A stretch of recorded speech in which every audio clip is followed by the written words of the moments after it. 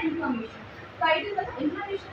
तो ये क्या कॉज करता है, जिस भी जॉइंट में होता है ना, तो क्या कॉज करता है कि उस जॉइंट में इन्फ्लेमेशन कॉज करता है, उस जॉइंट के आसपास पेन, इन्फ्लेमेशन, स्वेलिंग कॉज करता है, ठीक है, ये सब कॉज करता है।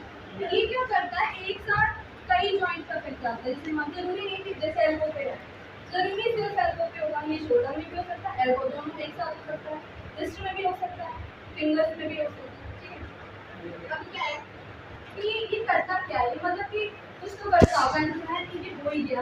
ये क्या होता है कि अब सबको पता है ना कि हमारे जो जॉइंट्स होते हैं उनके बीच में क्या होता है, साइनोवियल मेम्ब्रेन। साइनोवियल मेम्ब्रेन क्या करता है, साइनोवियल फ्लूइड को सिक्रीट करता है, ठीक है। तो इसमें क्या होता है, जो हमारा साइनोवियल मेम्ब्रेन होता है इसमें क्या होता है, इन्फ्लेमेशन हो जाती है, जिसकी वजह से क्या होता है, वो हद से ज़्यादा जो उसका साइनोवियल फ्लूइड है वो सिक्रीट करने लग जाता है, जिसकी वजह से क्या होता है, इन्फ्लेमेशन हो जाती है। अब इसके कॉज क्या है, कॉज इसके ये है, ये इम्यून सिस्टम की वजह से होता है। अब क्यों, इम्यून सिस्टम का काम क्या है, बॉडी को प्रोटेक्ट करता है इन्फेक्शन से, हमारी बॉडी को प्रोटेक्ट करता है। इसमें क्या होता है, इम्यून सिस्टम अटैकर बन जाती है, ये क्या करती है, प्रोटेक्ट नहीं करती, हमारी बॉडी में अटैक करने लग जाती है, ऑटो इम्यून डिसऑर्डर, अटैक करती है, ऑर्गन्स पर अटैक करती है, जिसकी वजह से आरे हो जाते हैं। अब सोचो जो प्रोटेक्टर है भाई, ये अटैकर हो जब कम बचाएगा तो बचाएगा ही, तो ये बहुत ही ज़्यादा सीरियस कंडीशन होती है आर में सबसे ज़्यादा, ठीक है। और ये किस वजह से हो सकता है, मान लो कोई इन्फेक्शन हो गया, उस वजह से इम्यूनिटी में ऐसा बदलाव आ गया, या फिर मान लो हमारे पेरेंट्स को है, पेरेंट्स या फिर फैमिली में किसी को भी बहुत छूट बहुत पुरानी, हाँ, हेरिडिटी हो सकती है। अब क्या होता है, ये होने की वजह से कुछ सिम्टम्स आएंगे, तो सबसे पहला है पेन, पेन बहुत होगा, बहुत ज़्यादा हद से ज़्यादा। अब पेन जब भी हमें कहीं भी होता है तो हम उस पार्ट को मूव करते हैं, नहीं करते ना, पेन हो रहा है तो क्यों मूव करेंगे, और करते होगा, हाँ, तो पेन होगा, पेन की वजह से क्या होगा, लॉस ऑफ मूवमेंट हो जाएगी।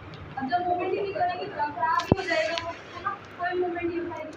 और क्या होता है इसमें कि डिफॉर्मिटी हो जाती है, जिसको बोलते हैं डिफॉर्मिटी। जैसे नॉर्मल फिंगर्स कैसी होती है, सिंपल, इनका तो डिफॉर्मिटी होती है, ऐसे हो जाए। या फिर इसमें देखो इसे बोलते हैं डिफॉर्मिटी, मतलब उसकी शेप चेंज होगी, अब वो सीधा नहीं कर सकता अपने आप, ऐसे ही है, ये है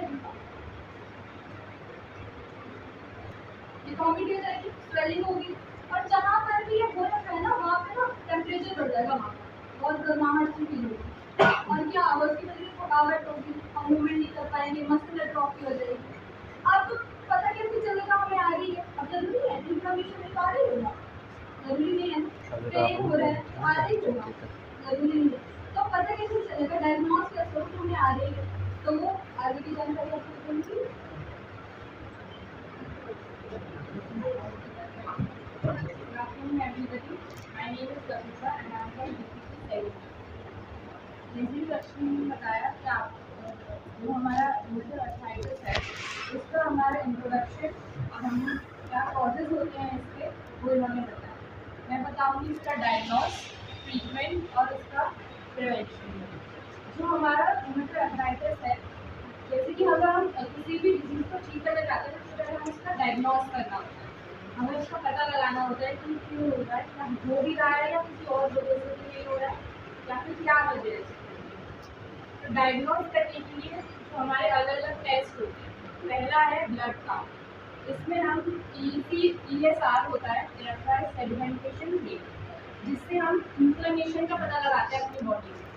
अगर हमारे जो RA होगा तो हमारा जो ESR है वो जो है रेज ब्लड काउंट, और हमारे जो RA फैक्टर्स होते हैं जो भी हमारे ब्लड काउंट में अगर होंगे तो इसका मतलब कि RA जो है उसकी एंटीबॉडीज है हमारी ब्लड, तो वो उससे भी हम इसका डायग्नोज कर सकते हैं।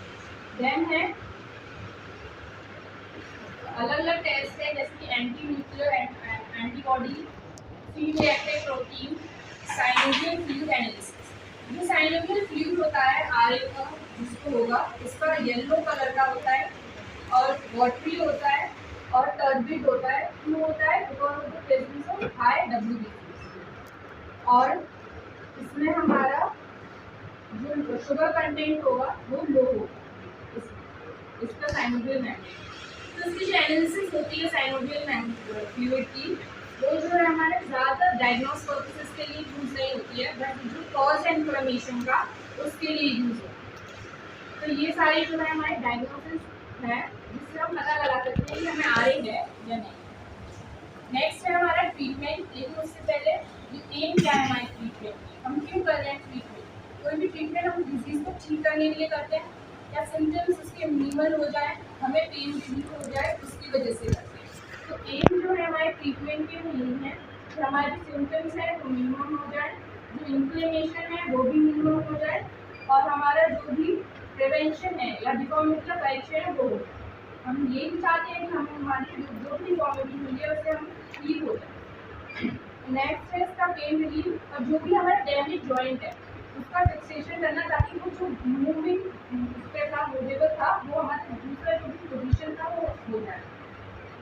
नेक्स्ट है इसमें ट्रीटमेंट में दो पोजीशन होते हैं, सर्जिकल प्रोसीजर भी होता है, उसका भी हमारा यही है कि पेन रिलीफ हो जाए और हमारा रेंज ऑफ मोशन है वो इम्प्रूव हो जाए, हमारी जॉइंट की इंस्टेबिलिटी जो है वो ठीक है। नेक्स्ट है इसका ट्रीटमेंट ये है कि हम इसे फिजियोथेरेपी से ठीक कर सकते हैं, उसको हम एक्सरसाइज थेरेपी या इलेक्ट्रोथेरेपी के हेल्प से उसे ठीक कर सकते हैं। एक्सरसाइज थेरेपी जो है वो हमारे मसल को स्ट्रेंथन करेगा, और जो हमारी इलेक्ट्रोथेरेपी जैसे टेंस है, IFT है, उसको हम पेन रिलीफ के लिए दे सकते हैं। नेक्स्ट है हमारा या तो हम आइस पैक लगा सकते हैं ताकि हमारी स्वेलिंग है वो हमें डिक्रीज हो।